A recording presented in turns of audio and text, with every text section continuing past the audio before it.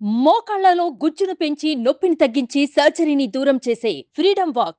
Welcome to Suman TV. ఆంధ్రప్రదేశ్లో ఫలితాలపై ఆంధ్రప్రదేశ్ ఎన్నికల ఫలితాలపై రకరకాల సంస్థలు ఎగ్జిట్ పోల్స్ని విడుదల చేస్తున్నాయి. ఒకసారి స్క్రీన్ పైన ఒకేసారి ఆంధ్రప్రదేశ్లో ఎగ్జిట్ పోల్స్ ఎలా ఉన్నాయి, ఏ సంస్థ ఏ రిజల్ట్ని ప్రకటించబోతుంది, మా కొలీగ్ విజయ్తో కలిపి నేను చెప్పబోతున్నాను.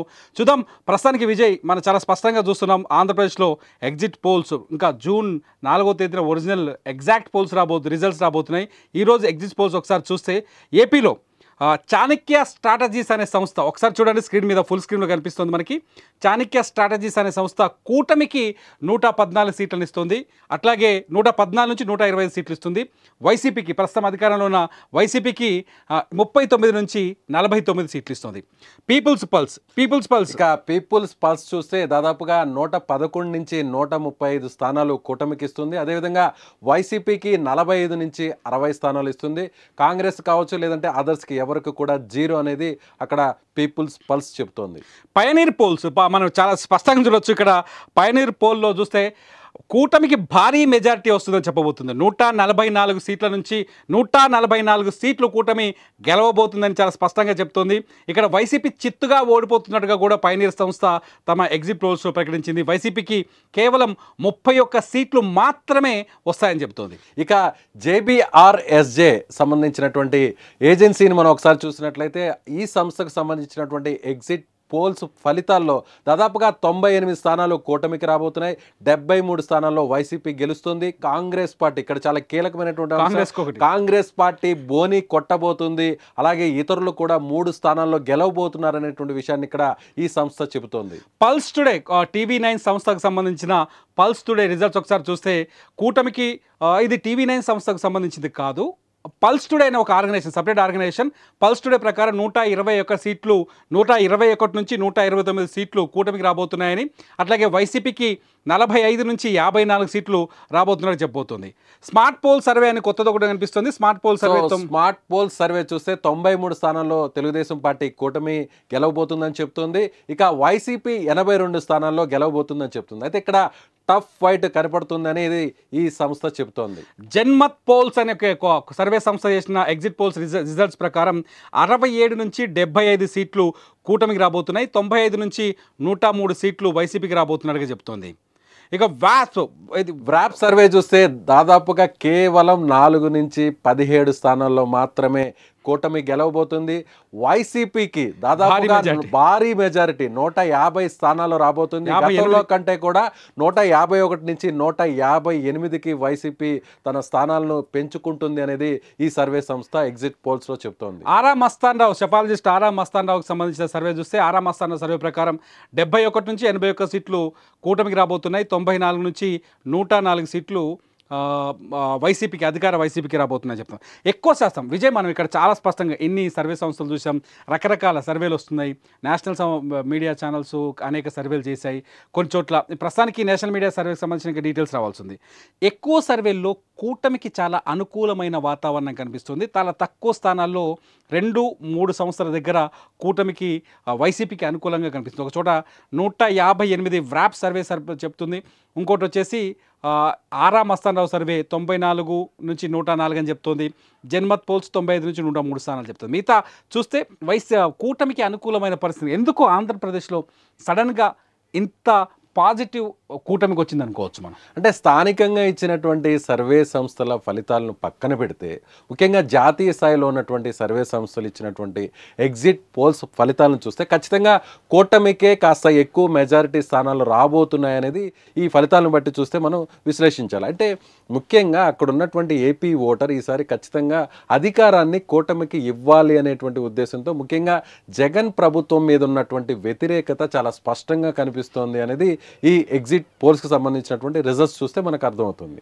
అంటే గతంలో పోలిస్తే జగన్మోహన్ రెడ్డి అధికారంలోకి వచ్చినప్పుడు భారీ మెజార్టీతో వచ్చాడు. 151 సీట్లతో వచ్చారు. 150 నవరత్నాల్ని అమలు చేశారు. వాలంటరీ వ్యవస్థను తీసుకొచ్చాడు. ఇంటింటికి ప్రభుత్వ పథకాలను తీసుకెళ్లే ప్రయత్నం చేశారు. ప్రతి ఇంటికి ఒక వాలంటీర్లు పలకరించి అంటే ఒక ముద్దు బిడ్డలా ఉండేటట్టు ప్లాన్ చేశారు. అలాగే మహిళల్ని ముఖ్యంగా టార్గెట్ చేస్తూ వాళ్ళకి సంక్షేమ పథకాలను తీసుకొచ్చారు. ఇవన్నీ వర్కౌట్ కాలేదనుకోవచ్చా మనం? అంటే ఇక్కడ తిరుమల గారు ఒక విషయాన్ని చాలా స్పష్టంగా నేను చెప్పదలుచుకున్నాను. ఇక్కడ జరిగిన ఎలక్షన్ అంతా కూడా జగన్ని తిరిగి గెలిపించాలా లేదంటే జగన్ని ఓడించాలా, ఇదే ఒక్క నినాదం ఇక్కడ బాగా పనిచేసిందని చెప్పాలి. ఎందుకంటే జగన్మోహన్ రెడ్డి గత ఎన్నికల్లో 2019లో ఒక్క ఛాన్స్ ఇవ్వండి నేనేంటో చూపిస్తాను అని చెప్పారు ఆయన. దాన్ని నమ్మి అందరూ కూడా ఊహించినటువంటి మెజారిటీ స్థానాలను వైసీపీకి ఇచ్చారు. అయితే ఆ స్థాయిలో ఈయన ప్రభుత్వాన్ని పరిపాలన నడపలేదు, చేయలేదు అనేది కూడా అందరూ ఆల్మోస్ట్ ఆలోచించారని ఈ ఫలితాలను చూస్తే చెప్పాలి. ఎందుకంటే ఇక్కడ చూస్తే కేవలం నవరత్నాల మీదే ఫోకస్ పెట్టారు తప్ప ఎక్కడా కూడా డెవలప్మెంట్కి సంబంధించి కూడా జగన్మోహన్ రెడ్డి ప్రభుత్వం దాని మీద ఎక్కువగా కాన్సన్ట్రేట్ చేయలేదు అనేది చాలా స్పష్టంగా చెప్పచ్చు ఈ ఫలితాలను చూస్తే. ఎందుకంటే అందరూ కూడా ఇచ్చినటువంటి పథకాలు, స్కీమ్స్, ఆ లబ్ధిదారులు వాళ్లే ఉన్నారు తప్ప ఎక్కడా కూడా ప్రభుత్వం ముఖ్యంగా యువతకు సంబంధించి ఉద్యోగాలు ఇవ్వడంలో కావచ్చు, అదేవిధంగా డెవలప్మెంట్ కావచ్చు, రోడ్స్ కావచ్చు, అలాగే కొత్త పరిశ్రమలని రాష్ట్రానికి తీసుకురావడం కావచ్చు, అదేవిధంగా పెట్టుబడిదారులను రాష్ట్రానికి తీసుకురావడం కావచ్చు, సంపదని పెంచేటువంటి విషయం మీద ఎక్కడా కూడా వైసీపీ ప్రభుత్వం ఫోకస్ పెట్టలేదు. ముఖ్యంగా ఇక్కడ రాష్ట్ర రాజధాని విషయంలో ఫస్ట్ ఏమో ఆ పార్టీ వైసీపీ పార్టీ ఏమో ఎన్నికలకు ముందేమో అమరావతినే తాము తిరిగి రాజధానిగా కొనసాగిస్తామని చెప్పింది. కానీ ఎన్నికల అయిన తర్వాత వెంటనే అమరావతికి సంబంధించి ఎక్కడా కూడా అక్కడ కట్టడాలు కావచ్చు, లేదంటే ఆ వర్క్ని, ప్రోగ్రెస్ని ముందుకు పంపించే విషయంలో వైసీపీ వెనకడుగు వేసింది. తరువాత 3 రాజధానుల అంశాన్ని తెర మీదకు తీసుకొచ్చింది. అందులో భాగంగా కర్నూలు కావచ్చు, విజయవాడ, అమరావతి కావచ్చు, విశాఖపట్నం కావచ్చు, ఇలా 3 రాజధానుల అంశాన్ని తీసుకుని రావడం వల్ల ఎక్కడా కూడా 3 ప్రాంతాల్లో పెద్దగా ఫలితం లేదనే చెప్పాలి. ఖచ్చితంగా ఒకవేళ ఈ ఎన్నికల్లో వైసీపీ ఓడిపోతే దానికి గల ఒక 3 కారణాలు మనం ఏం చెప్పొచ్చు? ఖచ్చితంగా రాజధాని విషయం కావచ్చు, అదేవిధంగా డెవలప్మెంట్ ముఖ్యంగా అనుకున్న స్థాయిలో జరగలేదు, అదేవిధంగా పెట్టుబడులను తీసుకొచ్చి ఇక్కడ ఎంప్లాయ్మెంట్కి ఆశించినటువంటి స్థాయిలో కూడా ఉద్యోగాలు కల్పించలేదు. అన్నిటికంటే కూడా ప్రభుత్వానికి సంబంధించినటువంటి ఉద్యోగస్తులందరూ కూడా, ప్రభుత్వ ఉద్యోగులందరూ కూడా ఈసారి ప్రభుత్వానికి వ్యతిరేకంగా వన్ సైడ్ ఓటింగ్ అనేది ఖచ్చితంగా చెప్పాలి. గతంతో పోలిస్తే ఈసారి పోస్టల్ బ్యాలెట్లు ఎక్కువగా కనిపించాయి. పోస్టల్ బ్యాలెట్ మీద కూడా కొంత కాంట్రవర్సీ నడుస్తుంది.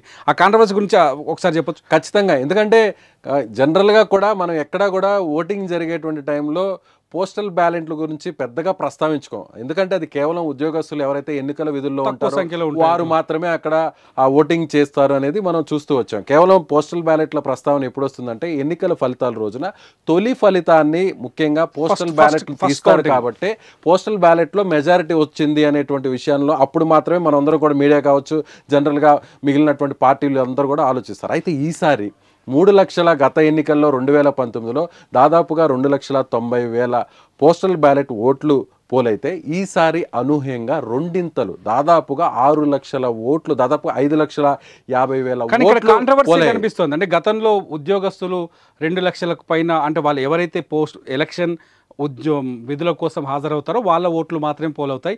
కానీ ఈసారి 5 లక్షల ఓట్లు డబల్ కావడం వెనుక అంటే ఒక రూలింగ్ ఏదైతే కూటమి ఎలక్షన్ కమిషన్ దగ్గరికి తీసుకెళ్లి స్టాంపు లేకుండా, కేవలం సంతకం ఉంటే చాలు ఆర్ఓది, స్టాంపు లేకుండా వేయించడం వల్ల ఇంట్లో అక్రమాలు జరిగాయని ఒక ప్రచారం ఉంది. దీన్ని ఎంతవరకు తీసుకోవచ్చు? అంటే ఇక్కడ ఖచ్చితంగా ప్రభుత్వ ఉద్యోగుల ఓట్లన్నీ కూడా గంపగుత్తగా తెలుగుదేశం పార్టీ కూటమికి పడ్డాయనేది అందరూ కూడా ఆలోచిస్తున్నటువంటి విషయం. వైసీపీ కూడా బయటకు అది చెప్పుకోకపోయినప్పటికీ కూడా ఖచ్చితంగా ప్రభుత్వ ఉద్యోగుల ఓటింగ్ అంతా కూడా తమకు వ్యతిరేకంగా ఉంది అనే విషయం వాళ్ళకు కూడా తెలుసు. అయితే ఇక్కడ ఎలక్షన్ కమిషన్ ఆఫ్ ఇండియా దగ్గర కూడా వీరు వెళ్ళడం జరిగింది. ఎందుకంటే రాష్ట్రానికి సంబంధించినటువంటి అధికారులు కొంత తెలుగుదేశం పార్టీ కూటమికి అనుకూలంగా ఇక్కడ ఆదేశాలు ఇచ్చారని చెప్పి వైసీపీ ఆరోపిస్తూ నేరుగా ఎలక్షన్ కమిషన్ ఆఫ్ ఇండియాను కూడా సంప్రదించింది. అయితే కిందున్నటువంటి ఏదైతే సీఈఓ ఇచ్చినటువంటి ఆదేశాలని కంటిన్యూ చేస్తూ ఈసీ కూడా అలాంటి నిర్ణయం ఇచ్చింది. అయితే ఈ నిర్ణయాల్ని కోర్టులో సవాలు చేస్తూ హైకోర్టును కూడా ఆశ్రయించారు వైసీపీ నాయకులు. ఎందుకంటే ఇక్కడ చాలా వరకు కూడా చూస్తే తెలుగుదేశం పార్టీ ఒక ఆరోపణ చేస్తుంది. ఏం చెప్తుందంటే అక్కడ ఉన్నటువంటి స్థానికంగా ఉన్నటువంటి ఎన్నికల అధికారులను వైసీపీ మేనేజ్ చేసింది. ఎందుకంటే వాళ్ళు ప్రభుత్వంలో ఉన్నారు కాబట్టి అక్కడ ఆర్ఓలు కావచ్చు, వేరే ఆ తర్వాత ఉన్నటువంటి స్థాయి అధికారులందరూ కూడా మేనేజ్ చేశారు. ఒకవేళ ప్రభుత్వ ఉద్యోగులందరూ కూడా తెలుగుదేశం పార్టీకి ఓటు వేసినా కూడా దాన్ని ఇన్వాలిడ్ చేయడం కోసం కావాలని వాంటెడ్లీ స్టాంప్ వేయకుండా పక్కన పెట్టారు. అందుకోసమే మేము అధికారులను ఈ విధంగా తమకు సహకరించారు ఉపసంహరించాలని, ఈ విషయంలో కొంత ఉపశమనం కలిగించాలనేది తెలుగుదేశం పార్టీ కోరినట్టుగా చెప్పొచ్చు, కూటమి కోరినట్టుగా మనం చెప్పవచ్చు. చూద్దాం రిజల్ట్స్ని. అనేక రకాల రిజల్ట్స్ కనిపిస్తున్నాయి. ఎగ్జిట్ పోల్స్లో కూడా ఒక రకంగా చెప్పాలంటే స్పష్టత లేదని చెప్పొచ్చు. కాకపోతే ఎక్కువ సర్వే సంస్థలు మాత్రం కూటమికి ఎడ్జ్ను చూపిస్తున్నాయి. జూన్ 4వ తేదీన ఎవరు ఆంధ్రప్రదేశ్ ముఖ్యమంత్రి పీఠం పైన కూర్చోబోతున్నారనేది తేలబోతుంది. జూన్ 4వ తేదీ ఉదయం 6 గంటల నుంచి సుమన్ టీవీలో ఫలితాలని మేము కూడా ప్రత్యక్ష ప్రసారం చేయబోతున్నాం. చూస్తూనే ఉండండి సుమన్ టీవీ. సుమన్ టీవీలో మీ పర్సనల్ అండ్ బిజినెస్ ప్రమోషన్స్ కోసం కింది నెంబర్కి కాంటాక్ట్ చేయండి.